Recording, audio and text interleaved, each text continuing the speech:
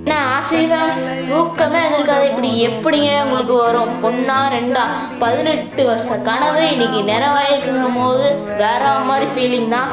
கோழி அழுகும் போது பார்த்து எனக்கே கொஞ்சம் லிட்டில் பிட் எமோஷன் ஆயிடுச்சு. எனக்கு கோழிக்கிட்ட இருந்து என்ன பிடிக்காதுன்னா அவரோட அக்ரெஷன் மட்டும்தான்.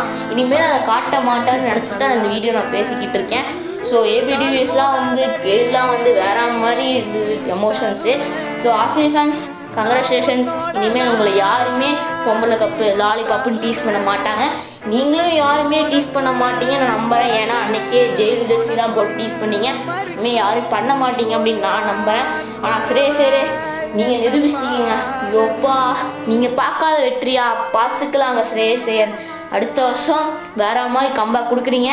நீங்கள் இங்கே பேர் வாங்கிட்டீங்க மக்களின் கேப்டன் அப்படின்னு. இந்த பேர் உங்களுக்கு வேறு என்னங்க வேணும்?